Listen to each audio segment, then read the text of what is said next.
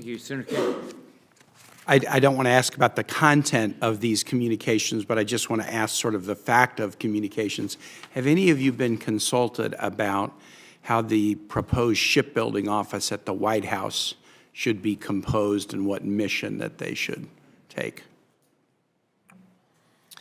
Sir, I'll say that all of us had the opportunity to actually review the draft executive order for the White House Office of Shipbuilding and the other measures that are in there, and we were able to provide feedback, so it was very positive that we had the ability to do that and continue to have feedback. I know at kind of the higher secretariat level, there's active discussion going on that process and how that's going to work. We're supporting that process from our level as PEOs. Great. Yeah, I don't want to ask about the content of communications because that's really for the executive, but the fact that you've been consulted, that's a positive and been offered the opportunity for feedback. Admiral Rucker, talk a little bit about the collaboration going on with the Australian shipbuilding industry around the Virginia-class program. Yes, sir. As you mentioned earlier, the importance, and I kind of talked about the importance of the AUKUS partnership, both of our allied partners. To be successful in the Indo-Pacific, AUKUS is a key tenet of that. I've been fortunate. We have our AUKUS Integration and Acquisition Office currently led by Ms. Atkins, but just in the last 2 weeks, I got to sit down with the entire UK leadership at the 1 to 2, 3-star level to have an update with them on what we're doing with our capabilities jointly. And then as part of AUKUS, both the Australian Submarine Agency and the Australian Submarine Corporation was just over 2 weeks ago meeting with them. So far, we're seeing great efforts that they are leaning forward with the workers that are at Pearl Harbor Shipyard, about 154 of them. And in part of our discussions, one of the lessons learned that we learned about is that's a lot of trades. And so we're talking about what we need to do to also uplift their engineering and planning personnel as well. So that's kind of a takeaway we learned is something we need to get after as well. Thank you. Admiral Moton, I want to give you a chance to brag on the Ford a little bit. You know, this committee has been very focused over the years on the delays and cost issues with the Ford class, with the arresting gear, with the weapons elevator, with the launch system.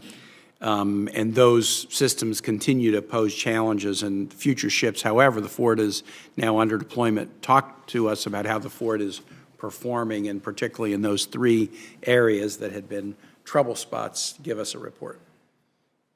Yes, sir. Senator, thank you for the opportunity to do that.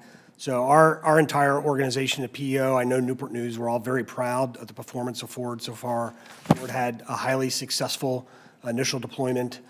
Ford was there. Ford was the initial response from the United States following the Hamas attack on Israel. One of the best pictures that I have is actually the Eisenhower and Ford sailing together. The ship did extremely well. The crew did well. I can tell you that during that deployment, the ship, including the crew, including the catapults, including the arresting gear and the elevators, did over 10,000 aircraft sorties during that deployment, weapons onto aircraft and conducting those sorties. The elevators themselves, lots of discussion there. Obviously, the elevators have done on Ford over 43,000 cycles. And this is all the elevators, so you're not operating with like 7 of the 11. You got all of them going. Yes, sir. I will tell you, as a program executive officer, my job is not only construction and sustainment. So there are absolutely early class sustainment issues, things like changing, where and how many spares and those kind of things.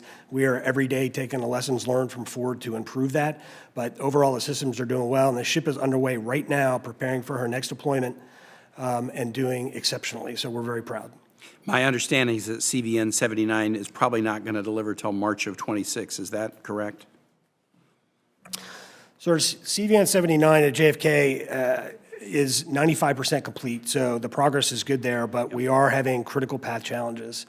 Right now, in principally 2 areas, in the aircraft, in the advanced weapons elevators, and also the advanced arresting gear. The shipbuilder is very focused. I will be quick to point out that the challenges that the shipbuilder is having are not design related. The elevators and the catapults and the aircraft launch recovery gear are performing exceptionally, as I just mentioned. This is the second class. We're still learning a lot of lessons on production. These are complex machines, and that's what we're seeing. We're executing a variety of improvements, both on 79 as much as we can, but particularly on 80 and 81. I do anticipate that that's going to delay the delivery of JFK. We are focused very much on mitigating that and getting to combat readiness as quickly as possible. And we're assessing that, and we'll have more details. But we are looking at all avenues to improve the timeline that I can get JFK to the fleet. On 80, the contract delivery date was September 2029, but Secretary Del Toro's 45-day review suggested it would be more like January 2032. Is that still how it's tracking? I think that was January 30, sir, but I take your point. So CVN 80, as I mentioned earlier, has been delayed by sequence critical material, major items of material that are late to the ship and are causing delays to the critical path and forcing the shipbuilder to change our big build cycle.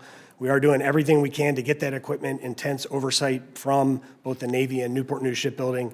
I do actually anticipate that performance has continued to degrade from what we reported a year ago, and I'm estimating a year ago we reported up to 26 months late. I'm estimating now 28 months. We're doing everything we can with the shipbuilder to improve that prognosis.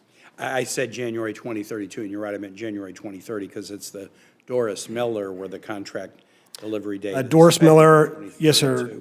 Yeah, you're correct. Doris Miller is on track for 32. So the other thing that is helping with a Doris Miller schedule is, number one, we bought the material for Doris Miller much earlier than we did for Enterprise. That in and of itself is preventing those critical path challenges to 81.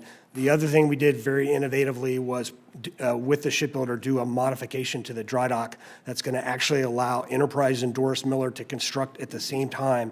That's going to mitigate the impacts to Doris Miller. Great. Thank you. Yield back, Mr. Chair.